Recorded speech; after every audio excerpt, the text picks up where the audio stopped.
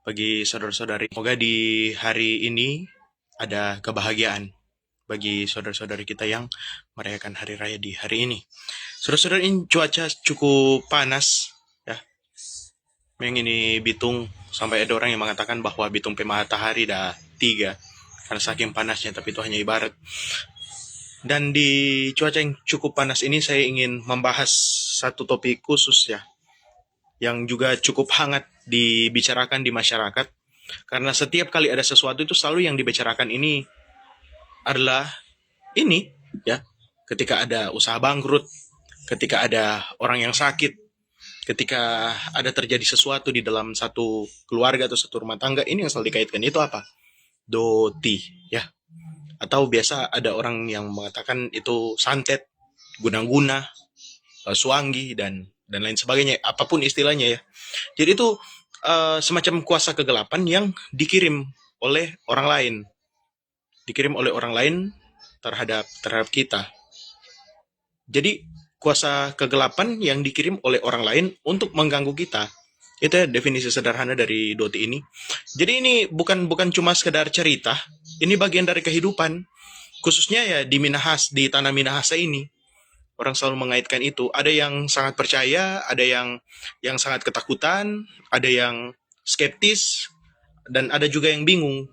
Sehingga mari kita akan bahas ya sama-sama di siang hari ini tentang fenomena doti ini. Saya ingin membuka dengan satu pertanyaan begini. Kenapa doti ini bisa begitu kuat dalam kehidupan kita bermasyarakat? Kenapa apa-apa itu selalu yang dibicarakan itu adalah doti?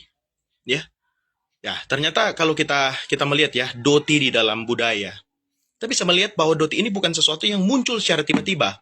Dia bukan langsung muncul begitu saja. Tapi ada cerita ya. Iya, ini doti ini hidup karena diwariskan secara turun-temurun.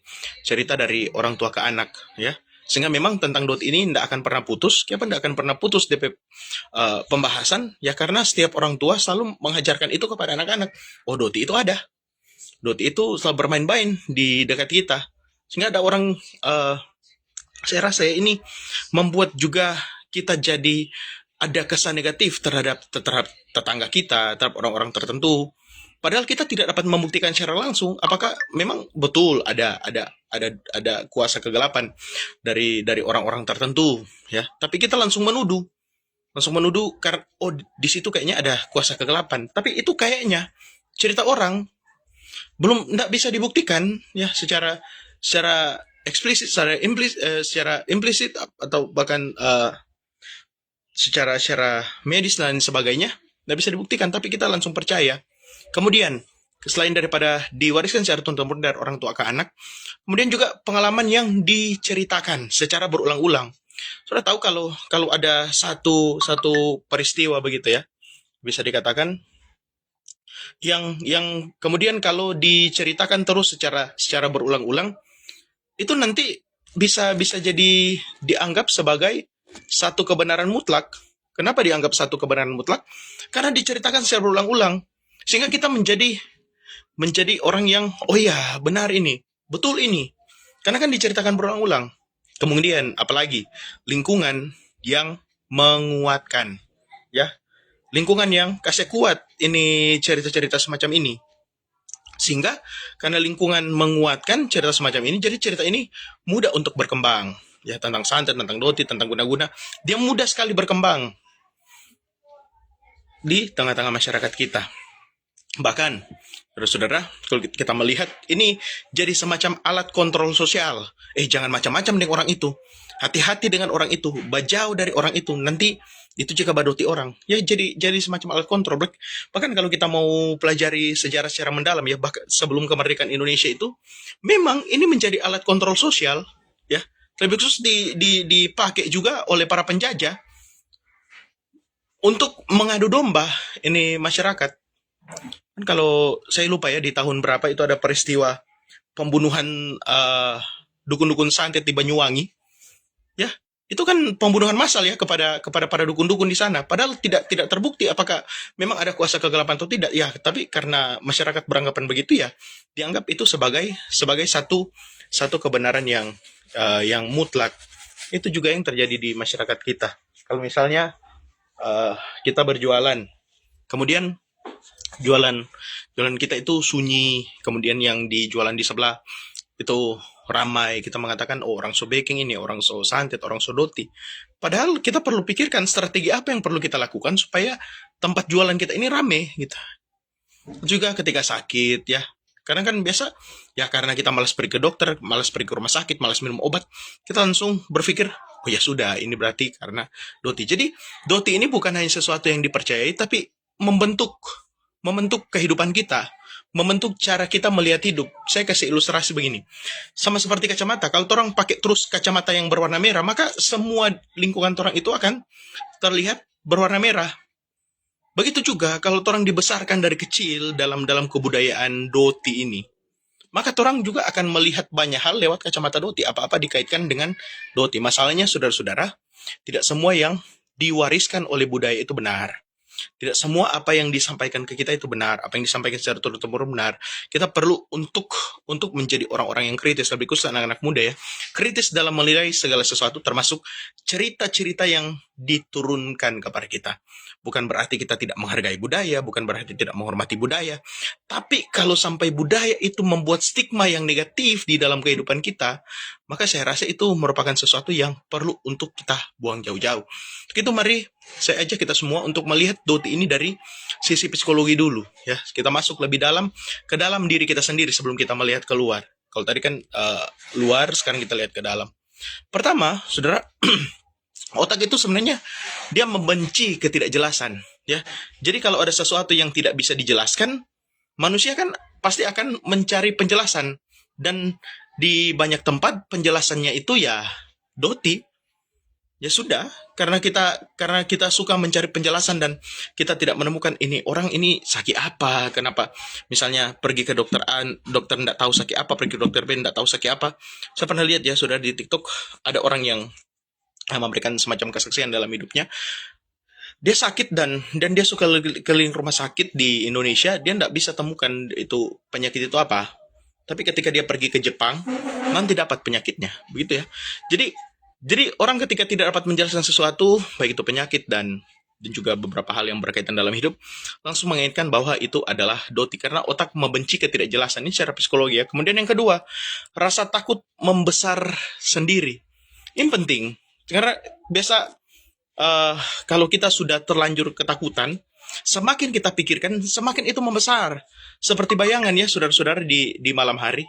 Kalau bayangan di malam hari itu awalnya kecil, tapi karena pikiran kita itu membuat bayangan itu menjadi besar. Sehingga memang dalam Alkitab juga demikian ya, saudara. Karena apa? Ada sakit-sakit yang memang disebabkan oleh psikologi ya, sakit bukan sakit yang memang ada sakit yang nanti saya jelaskan sebentar dari sisi Alkitab, dari sisi kegelapan, tapi tidak semua itu dari sisi kegelapan. Ada orang yang sakit itu ya karena jatuh cinta misalnya, karena tidak bisa mendapatkan cinta, ya akhirnya dia jatuh sakit. Saya melihat juga ya ada anak-anak muda yang sampai jatuh sakit ketika putus cinta. Ya karena pengaruh itu begitu kuat. Di dalam Alkitab ada contoh, kalau kita melihat ya di dalam 2 Samuel pasal 13 ayat 1 dan 2, ini cerita tentang seorang yang bernama bernama Amnon. Dia jatuh cinta kepada Tamar, tapi kan mereka masih baku kenal saudara ya, bisa dibilang. Masih baku kenal saudara. Ini dikatakan begini. Sesudah itu terjadilah yang berikut. Absalom bin Daud mempunyai seorang adik perempuan yang cantik namanya Tamar, dan Amnon bin Daud jatuh cinta kepadanya. Jadi Amnon jatuh cinta. Kemudian dikatakan di dalam ayat 2, hati Amnon sangat tergoda sehingga ia jatuh sakit karena Tamar. Kenapa dia sakit? Karena dia jatuh cinta ini. Tapi dia tidak bisa kan mendapatkan cinta itu. Jadi ini secara psikologi ya, karena perasaan itu membuat dia jatuh sakit. Atau juga kita bisa sakit karena pikiran, kita boleh dapat maya secara medis. Dalam 1 Timotius 5 ayat 23, Rasul Paulus bilang begini kepada Timotius, janganlah minum air saja, melainkan tambahkanlah anggur sedikit, terhubung pencernaanmu terganggu dan tubuhmu sering lemah. Jadi saya merasa resah dan gelisah sama dengan lagu, resah dan gelisah. Dengan tim-tim doa hari-hari ini, saya tidak menyalahkan ya semua tim doa, tidak hendak menyamakan semua tim doa, tapi ada tim-tim doa. Dan seringkali tim-tim doa yang selalu saya dapati, itu selalu mengaitkan sakit itu dengan santet gitu. Nanti kan dengan doti, ini orang baking ini sakit ini. Sehingga apa? Banyak orang berusaha menghasut keluarga-keluarga supaya jangan bawa ke dokter, karena ini bukan sakit dokter. Jangan bawa ke rumah sakit, karena rumah sakit nanti akan buat macam-macam, tidak bisa sembuh. Ada banyak kasus-kasus seperti itu. Nanti bawa ke rumah sakit, nanti bawa ke dokter ketika sudah terlambat. Ini ya kesalahan daripada uh, tim-tim doa. Bahkan saudara kalau mau pura-pura sakit, kun datang ke tim doa, dia langsung bilang, ya, dia langsung bilang, oh ini orang baking ini. Kan ini sesuatu yang sangat-sangat disayangkan terjadi di masyarakat kita ya. Jadi, nah mungkin ya kalau misalnya ini Timotius ketika Rasul Paulus mengatakan tambahkan sedikit anggur karena pada saat itu anggur itu bisa menjadi semacam obat ya. Dia bilang berhubung pencernaan sering terganggu dan tubuhmu sering lemah. Ini kalau bawa ke tim doa ini Timotius pasti orang bilang orang so baking ini Pak Timotius. Atau tadi Amnon ketika dia jatuh cinta pada Tamar, kalau datang Pak tim doa pasti orang bilang oh orang baking ini Pak Amnon. Padahal Alkitab juga tidak menjelaskan seperti itu ya, saudara-saudara. Jadi memang secara psikologi ada sakit-sakit yang bisa dijelaskan, ada sakit dari segi medis, dari segi psikologi, ya. Sehingga Alkitab itu mengatakan bahwa hati yang gembira adalah obat, tetapi semangat yang patah mengeringkan tulang. Hati yang gembira adalah obat, sehingga memang untuk masalah sakit penyakit ini perlu untuk menanganinya secara berbeda, ya. Hati yang gembira adalah obat, tapi coba kecelakaan patah tulang, kemudian kita bilang hati yang gembira adalah obat, ya tentu tidak akan sembuh, karena ini berkaitan dengan masalah psikologi, masalah batin. Kemudian, saudara, tadi ya saya katakan otak membenci ketidakpastian. Rasa takut membesar sendiri. Kemudian sugesti yang kuat. Nah ini, kalau seseorang percaya dia kena doti, tubuhnya itu bisa benar-benar bereaksi. Karena secara positif kita mempercayai, apa yang kita percaya itu yang terjadi pada diri kita. Kita lemas, sakit, gelisah. Ini padahal itu adalah reaksi daripada tubuh kita. Secara psikologi kita bereaksi terhadap pemikiran-pemikiran semacam itu. Karena kita pikir-pikir terus tiap hari, tiap malam, tiap apapun pekerjaan kita. Sehingga kadang bukan doti yang kuat, saudara-saudara. Tapi ketakutan kita yang diperbesar oleh pikiran kita sendiri. Kemudian ya, saudara, ada kebutuhan kontrol. Manusia itu tidak suka merasa tidak aman. Jadi, dia mencari yang namanya perlindungan. Untuk itu, kita bisa melihat ada orang yang simpan keris lah, ada yang simpan jimat, ada yang suka mengadakan ritual-ritual tertentu untuk apa? Untuk menjadi penjaga katanya. Untuk jaga-jaga, ya. Ini karena apa? Orang mencari titik aman, orang mencari rasa aman. Karena memang otak kita ini benci ketidakpastian, benci rasa aman, orang suka ada kepastian, orang suka ada rasa aman. Sehingga ya begitu otak kita seperti itu. Tapi tentu bukan karena otak kita karena sehingga sekarang kalau sudah bisa dijelaskan, sehingga orang bisa melihat ya, karena budaya membentuk cara kita melihat, psikologi memperkuat rasa takut. Tapi sekarang mari kita lihat saudara-saudara apa yang dikatakan Alkitab tentang santet, doti atau guna-guna ini. Saudara, kalau kita melihat Alkitab ya, Alkitab itu tidak naif ya. Jadi Alkitab mengakui bahwa kuasa kegelapan itu ada. Kalau kita baca dalam Efesus pasal 6 ayat 12. Jadi yang kita lawan itu adalah roh-roh jahat di udara. Alkitab itu mengakui ada iblis, ada setan ya. Sehingga kuasa kegelapan itu tentu ada. Iblis saja bisa menyamar sebagai malaikat terang. Sehingga Alkitab tidak menutup mata terhadap realita rohani. Ada itu kuasa kegelapan. Tetapi, saudara-saudara, Alkitab itu menegaskan apa?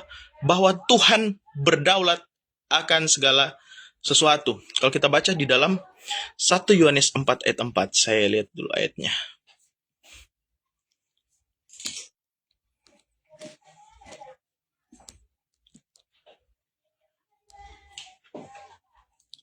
Kita lihat ya saudara, 1.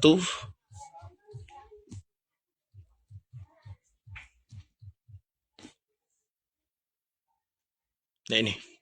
1 Yohanes 4 ayat 4. Sebab roh yang dalam kamu lebih besar daripada roh yang ada dalam dunia ini. Saudara boleh pikir ya secara logis apa yang dikatakan oleh firman Tuhan hari ini.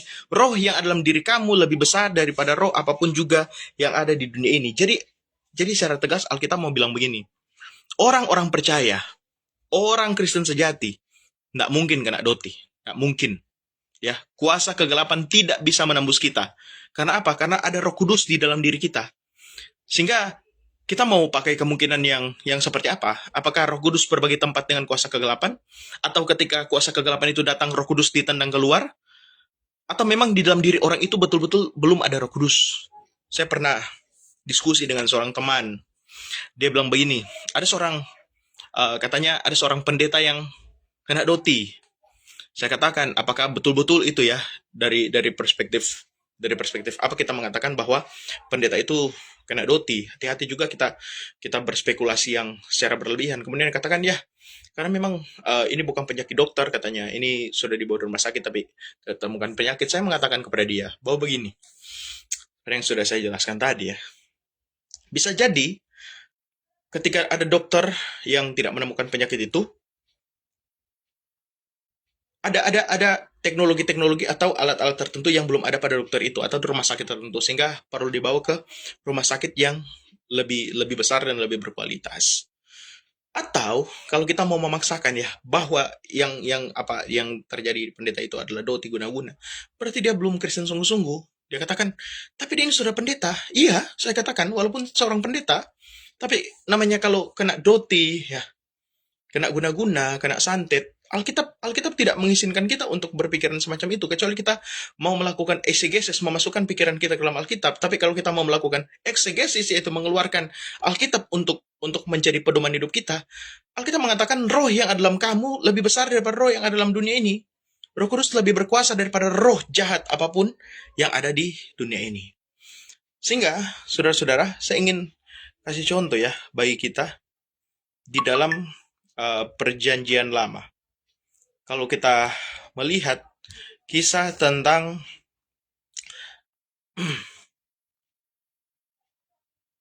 Raja Balak yang ketakutan ya dengan bangsa Israel. Dia membenci bangsa Israel sehingga dia memerintahkan seorang dukun sakti, seorang yang bisa menyihir, namanya adalah Bileam. Dia bilang, kamu kutuk bangsa Israel, sihir bangsa Israel. Ketika Bileam mau mengutuk dan menyihir bangsa Israel, yang dia ucapkan itu adalah berkat. Yang dia ucapkan adalah berkat. Karena Tuhan yang membuat itu semua. Tuhan yang mengendalikan mulut daripada Bileam, sehingga ketika Bileam mau mengutuk orang Israel, yang keluar itu adalah berkat. Sehingga ketika Balak memanggil Bileam, kenapa kamu tidak mengutuk orang Israel? Ya, ini kata-kata Bileam. Kalau kita baca di dalam Bilangan pasal 23, ayat 21 dan 23, begini kata Bileam ya kepada Raja Balak. Tuhan Allah mereka menyertai mereka dan sorak-sorak karena raja ada di antara mereka. Allah yang membawa mereka keluar dari Mesir adalah bagi mereka seperti tanduk kekuatan lembu hutan. Perhatikan saudara, di ayat 23 ini, sebab tidak ada mantra yang mempan terhadap Yakub ataupun tenungan yang mempan terhadap Israel. Saya garis bawahi, tidak ada mantra yang mempan, tidak ada tenungan yang mempan. Tidak ada guna-guna yang mempan, tidak ada santet yang mempan, tidak ada sihir yang mempan, tidak ada doti yang mempan. Ini ya untuk orang-orang yang dipilih Tuhan, untuk orang yang percaya sungguh-sungguh, umat yang dikasihi oleh Tuhan. Yang kalau kita ini adalah orang pilihan, kita ini orang yang dikasihi Tuhan, kita sungguh-sungguh percaya, mana mungkin Tuhan mengizinkan kuasa kegelapan itu untuk menguasai kita sepenuhnya. Saya ambil komentar satu dari seorang teolog bernama John Gill. Di sini, Balak menyadari bahwa semua mantra dan tenungannya tidak bermakna sama sekali dan tidak akan berhasil membawa kutuk kepada Israel. Adalah sia-sia baginya untuk menggunakan mantra dan tenungannya. Sama sia-sianya bagi Balak untuk mengharapkan sesuatu dari mantra dan tenungan tersebut. Baik dia maupun tukang sihir dan dukun lain yang menggunakan semua kemampuan yang mereka miliki tidak mampu mengakibatkan kerugian pada umat yang mendapat perlindungan khusus Allah, yaitu bagi gerejanya yang Allah mau tidak bisa menguasainya. Kita ini adalah umat pilihan Tuhan. Kita ini adalah gerejanya. Sehingga Tuhan tidak mungkin mengizinkan itu untuk terjadi pada kita. Jadi kalau ada orang, kalaupun ya doti itu betul-betul ada, kuasa kegelapan itu ada, dan ada orang mau niat jahat ke kita, tidak akan mempan terhadap kita. Ya, ada iman dalam diri kita, ada Roh Kudus di dalam diri kita, tidak mungkin akan mempan. Saya kutip kata-kata dari John Piper tentang Bilangan pasal 23 ini. Sebab tidak ada mantra yang mempan terhadap Yakub ataupun tenungan yang mempan terhadap Israel, apalagi terhadap mempelai Kristus. Kita semua ini adalah mempelai Kristus. Bagaimana kita ini kena doti atau kena santet, ya, kena guna-guna. Sehingga saudara-saudara, kalau Ada orang yang selalu menghubungkan itu. Saya menjadi agak curiga ya. Apakah ini kita betul-betul orang beriman? Kita betul-betul mengimani apa yang disampaikan oleh firman Tuhan? Atau kita hanya menjadi orang Kristen KTP? Kita lebih banyak berbicara tentang setan daripada kita berbicara tentang Tuhan. Sehingga kita tak ada yang perlu kita takutkan ya dalam hidup ini. Kita bahkan boleh menantang setiap orang yang punya kuasa kegelapan. Tapi tidak mungkin mempan terhadap kita. Sehingga jangan apa-apalah dikaitkan dengan doti. Jangan apa-apa dikaitkan dengan guna-guna, dengan santet. Karena ada yang berurusan dengan medis, ada yang berurusan dengan psikologi, bahkan ada yang berurusan dengan kuasa kegelapan. Tetapi Alkitab mengatakan bahwa Allah maut tidak menguasai gerejanya. Ya sama seperti Balak menyuruh Bileam untuk mengutuk bangsa Israel, untuk menyihir bangsa Israel. Tidak mempan. Apalagi juga terhadap kita. Sehingga saudara-saudara, tidak ada doti yang bekerja di luar izin Tuhan. Tidak ada kuasa kegelapan yang bebas dari kendali daripada Tuhan. Ini kita balik lagi ke satu doktrin namanya providensi Allah. Pemeliharaan Tuhan atas umat semesta terlebih khusus kepada orang-orang pilihan. Jadi ada pemeliharaan Tuhan. Tuhan memelihara, Tuhan memegang, Tuhan menjaga, Tuhan menuntun, Tuhan menopang. Sehingga tidak ada lah kuasa kegelapan yang bisa menembus kita, lebih khusus sebagai orang-orang percaya. Dalam Alkitab, saudara, itu ada larangan yang begitu keras ya dari Tuhan, bahwa segala praktik yang berhubungan kuasa kegelapan itu ditolak oleh Tuhan. Jadi kalau ada orang yang memaksakan diri untuk bergantung kepada hal seperti ini bukan sekedar budaya, ini pemberontakan rohani. Jadi jangan selalu ya mengaitkan segala sesuatu dalam hidup ini dengan doti. Hati-hati ya, saudara, dengan kata-kata kita, dengan pemikiran kita. Jujur saja, saudara-saudara, masalah terbesar kita ini sebenarnya bukan doti. Masalah terbesar kita bukan santet, masalah terbesar kita bukanlah guna-guna, tapi masalah terbesar kita adalah kita lebih percaya doti, lebih percaya santet, lebih percaya guna-guna daripada percaya akan kuasa dan kedaulatan daripada Tuhan. Kalau kita lebih takut doti, berarti di dalam hati kita doti terasa lebih berkuasa dari Tuhan sendiri. Sehingga kalau kita baca ya dalam Roma pasal 8 ayat 38 dan 39.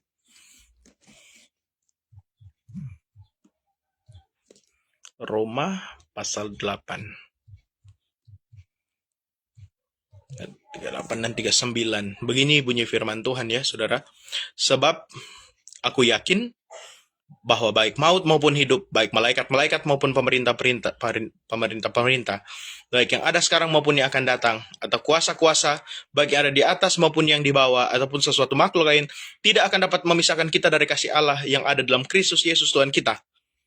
Jadi, tidak ada kasih yang bisa memisahkan kita dari kasih Kristus. Sehingga kalau tidak ada kasih yang bisa memisahkan kita dari kasih Kristus, termasuk doti, santet, guna-guna, tidak ada yang bisa memisahkan orang dari kasih Kristus. Tidak ada, ya.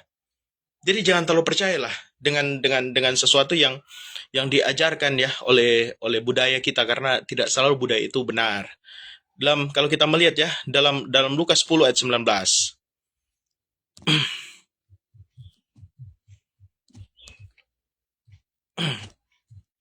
Lukas 10 ayat 19, ini kata-kata dari Tuhan Yesus. Sesungguhnya aku telah memberikan kuasa kepada kamu untuk menginjak ular dan kalajengking, dan kuasa untuk menahan kekuatan musuh, sehingga tidak ada yang akan membahayakan kamu. Tidak ada yang dapat membahayakan kita, termasuk kuasa kegelapan. Allah mau tidak menguasai kita. Sehingga saudara-saudara, kita dalam hidup ini pastikanlah dulu, apakah ini sakit medis, ya, apakah ini sakit secara psikologi, atau ini adalah kuasa daripada kegelapan. Tapi baik lagi, kalau kita adalah orang Kristen sejati, kita orang yang percaya sungguh-sungguh, doti tidak akan menguasai kita. Karena perlindungan kita itu bukan pada benda, bukan pada ritual, tapi pada Kristus yang sudah menang. Sehingga jangan memberhalakan satu benda-benda tertentu, ya. Entah itu keris, buku, atau sesuatu yang lain, jimat, ya, kalung, gelang, atau cincin, atau apapun yang dikatakan itu mempunyai kuasa, ya, itu kita memberhalakan sesuatu yang lain. Dan Tuhan benci ya dengan hal semacam itu. Dan itu dalam perjanjian lama dikatakan bahwa dia adalah Allah yang pencemburu, ya. Sehingga dikatakan kalau ketika Elia berhadapan dengan nabi-nabi Baal, dan juga di hadapan daripada orang-orang Israel, Elia mengatakan bahwa pilih, kalau pilih Tuhan ya pilih Tuhan, kalau pilih Baal ya pilih Baal. Sehingga dalam hidup ini jangan kita menduakan Tuhan. Ya, Yakobus pasal 1 ayat 8. Sebab orang yang mendua hati tidak akan tenang dalam hidupnya. Bagaimana di satu sisi kita mengatakan saya percaya kepada Kristus Yesus sebagai Tuhan dan Juru Selamat ya. Tapi di sisi yang lain kita percaya pada kuasa-kuasa kegelapan. Itu merupakan satu kontradiksi. Sebab saudara-saudara, seperti berdiri di balik tembok benteng yang kokoh ya. Kita aman bukan karena diri kita, tapi karena benteng itu yang membentengi kita.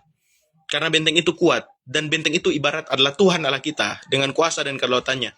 Yang membuat kita jadi kuat bukan karena kita kuat, tapi karena Tuhan yang kuat. Ya. Sehingga Doti mungkin hidup dalam budaya kita itu merupakan sesuatu yang saya rasa sangat sulit sekali, perlu edukasi yang sangat panjang ya supaya kita terbebas dari pemikiran Doti, santet dan juga guna-guna. Tetapi ya walaupun dia hidup dan besar dalam budaya, apalagi diperkuat dengan pikiran, tapi tidak pernah Doti guna-guna tidak pernah lebih besar dari kuasa daripada Tuhan. Jadi di siang hari ini saya ingin memberikan pertanyaan ya kepada saudara-saudara.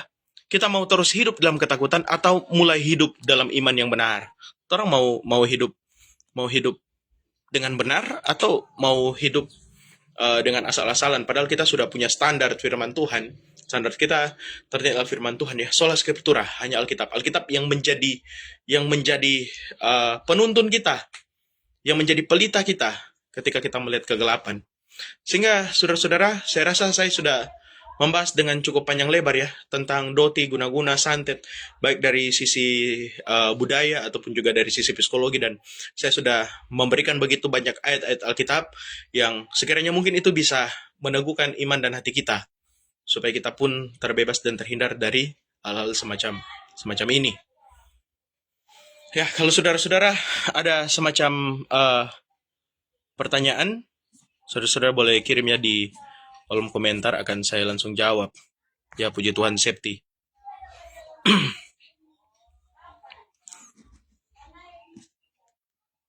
Namun hal apa yang harus orang lakukan ketika kita masih ada orang yang sangat keras dengan kepercayaan-kepercayaan yang bisa dikatakan alimis? Ya, tentu hargai saja, hormati ya kepercayaan-kepercayaan dan pemikiran-pemikiran mereka. Tapi tentu kita perlu untuk menuntun mereka supaya kalau mereka betul-betul adalah orang Kristen, tentu harus tunduk pada firman Tuhan ya, bukan tunduk pada pemikiran-pemikiran yang tidak berdasar. Karena standar hidup kita ini bukan pengalaman, standar hidup kita ini adalah Alkitab, adalah firman Tuhan. Seorang teolog namanya H.S. Sproul mengatakan bahwa pengalamanmu itu bukan firman Tuhan. Ya, pengalaman kita tidak boleh dijadikan patokan, tidak boleh dijadikan dasar. Seingat kalau tidak salah ada di budaya-budaya tertentu yang tidak boleh membangun rumah itu di pertigaan jalan ya, kalau tidak salah, langsung mengarah ke jalan, karena dianggap apa istilahnya, tusuk sate kalau tidak salah, dianggap itu merupakan sesuatu yang tidak boleh membangun rumah di tempat seperti itu. Tapi saya kira ya bukan ada penjelasan ya, penjelasan secara ilmiah untuk hal semacam itu. Misalnya saja kalau kita membangun rumah yang langsung menghadap jalan, ada, kalau misalnya terjadi kecelakaan ya sangat-sangat, rumah kita itu sangat-sangat rawan untuk terjadi kecelakaan. Misalnya kalau ada motor atau mobil yang remblong ya langsung akan menabrak rumah kita. Itu ya saya kira salah satu alasan kenapa tidak boleh membuat rumah. Tapi kalau dijadikan itu merupakan sesuatu yang bersifat mistis, dikait-kaitkan bahwa kalau ada orang yang membangun rumah tusuk sate pasti akan mati. Saya kira pengalaman jangan dijadikan dasar. Apalagi sekarang orang mengatakan, oh tiang rumah tidak boleh menghadap timur lah, tidak boleh menghadap barat. Ya, ada tim-tim doa yang ketika datang di rumah seseorang kemudian, oh ini ada kuasa kegelapan di dalam rumah ini karena dorong salah bangun ini, DP tiang menghadap sini. Saya kira kalau sudah menjadi orang yang Kristen sungguh-sungguh, sudah menjadi orang percaya ya kepada Yesus Kristus sebagai Tuhan, kita tidak usah terpengaruh dengan hal semacam itu. Kalaupun ya, kalau kita merasa bahwa aduh, kayaknya rumah ini horor, rumah ini ada semacam kekuatan mistis, tengking saja dalam nama Tuhan Yesus. Ya. ada Roh Kudus yang ada dalam diri kita lebih besar daripada roh apapun juga yang ada di dunia ini. Jadi sekali lagi tidak boleh ya pengalaman itu dijadikan patokan daripada kebenaran firman Tuhan. Tidak boleh. Firman Tuhan itu harus menjadi dasar. Saya ingat cerita dari pendeta Ezra Alfred Sur ya, dia kasih ilustrasi yang sangat bagus sekali. Jadi ada seorang yang dia ada uh, penyakit yang membengkak di leher. Kemudian dia ini masih muda, masih anak muda. Kemudian dia pergi ke satu sungai di sudut hutan di kampungnya dan dia berdoa, Tuhan biarlah ya penyakit ini boleh hilang dari leher saya, dari tubuh saya. Kemudian waktu itu di situ ada semacam penunggu. Nah, penunggu ini dia punya anak dan anaknya suka bermain bola. Jadi penunggu itu mengambil ya itu eh bagian yang membesar di lehernya itu. Dia ambil kemudian dia kasih bermain anak itu untuk di bermain bola. Sekali lagi saudara-saudara, ini ilustrasi ya. Kemudian orang itu sembuh ya. Dia pikir, oh berarti hebat ya di hutan ini bisa mengabulkan doa. Dia ceritakanlah kepada satu kampung pengalaman supranaturalnya.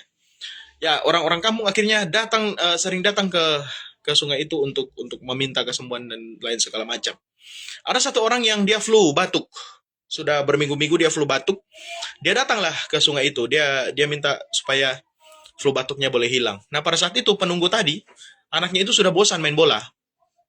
Karena sudah bosan bermain bola, sehingga si ibu tadi itu penunggu, dia lihat, oh ada orang sana, dia ambil tuh yang anak bermain bola tadi, dia taruh di orang yang flu batuk tadi.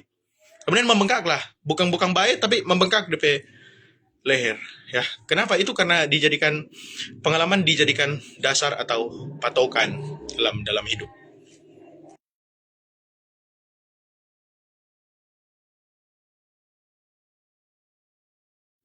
Itu dijadikan dasar ya atau patokan di dalam kehidupan. Sekali saudara-saudara, saya sudah bahas secara cukup panjang dan cukup lebar dari segi budaya, psikologi, dan Alkitab. Ya, kalau saudara-saudara ada pertanyaan, silakan saudara-saudara boleh ajukan di kolom komentar. Saya akan berusaha untuk menjawab ya. Tapi kalau saudara-saudara belum sempat menonton penjelasan saya, boleh untuk dimundurkan supaya bisa melihat apa yang sementara saya bahas. Saya hanya merasa resah dan gelisah dengan apa-apa orang selalu kaitkan dengan santet, dengan guna-guna, dengan doti. Jadi saya hanya mencoba untuk membuka wawasan kita supaya kita tidak terkurung di dalam satu konsep tertentu yang sebenarnya belum tentu benar juga ya. Sehingga memang saudara-saudara kita perlu untuk berhati-hati ya ketika kita menyampaikan satu pendapat. Oke. Tunggu Septi. Boleh kok masuk ke siaran langsung. Masuk, Sep.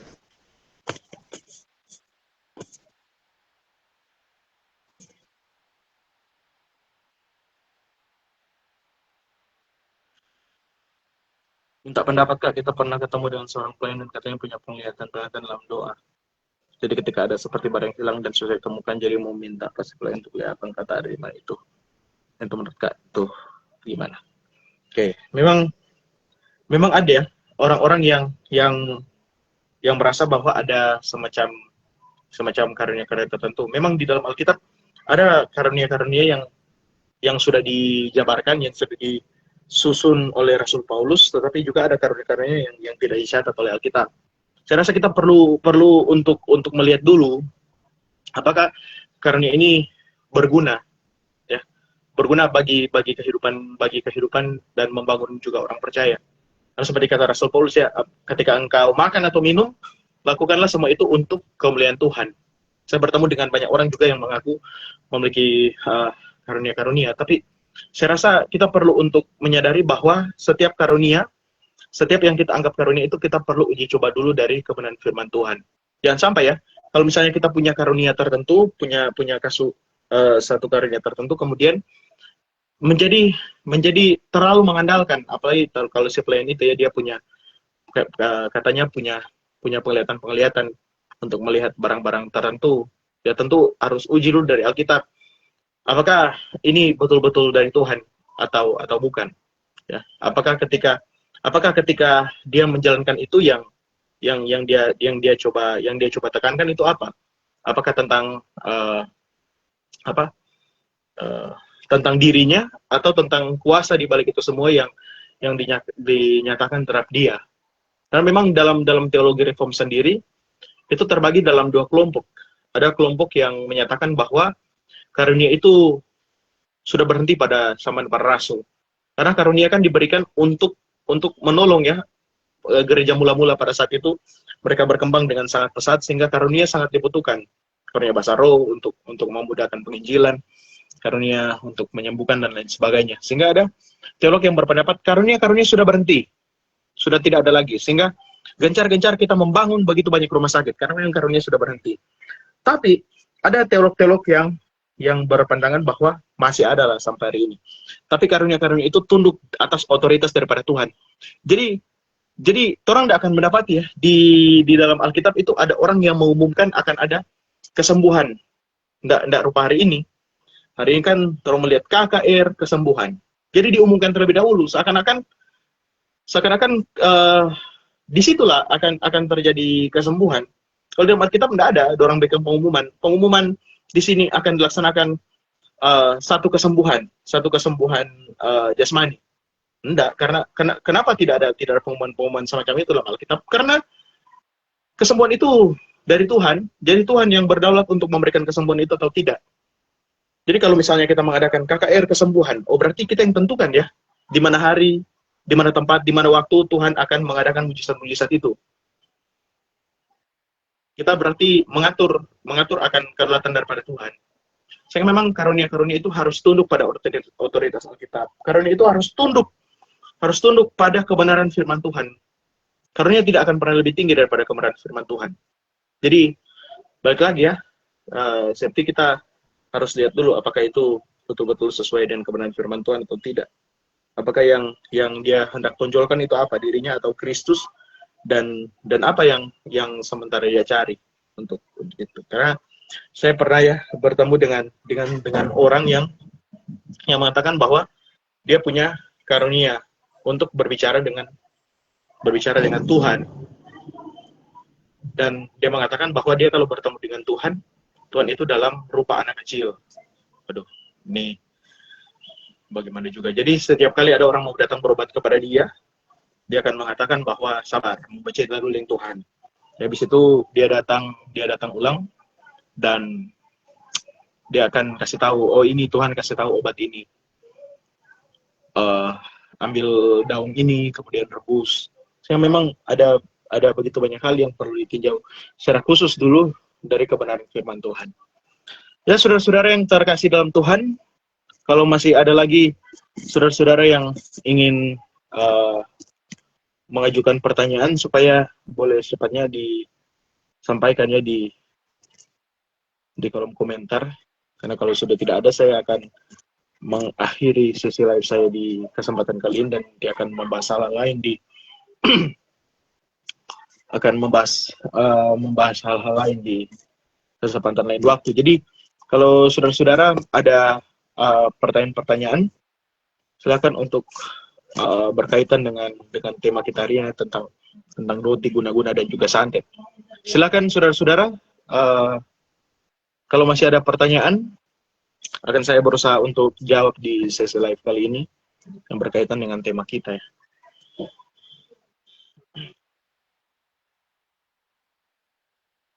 Jadi kalau pertanyaan tentang yang seputaran guna-guna, tentang santet, tentang doti, silakan. Kalau saya sudah jelaskan dari sisi psikologis, sisi budaya, kemudian juga dari sisi Alkitab, bagaimana kita memandang tentang doti, guna-guna ini juga santet ini.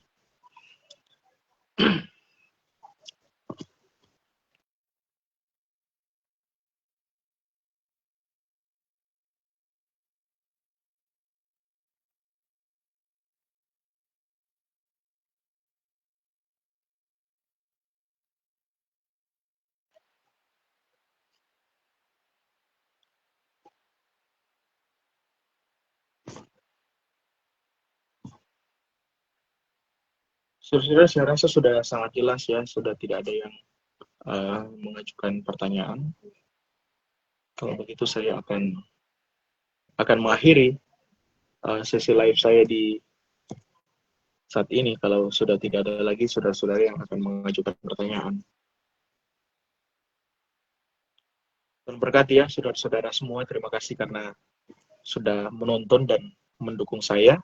Saya masih akan live dengan topik-topik yang berbeda dalam kesempatan-kesempatan yang akan datang. Terima kasih saudara-saudara, Tuhan Yesus memberkati kita semua dan shalom.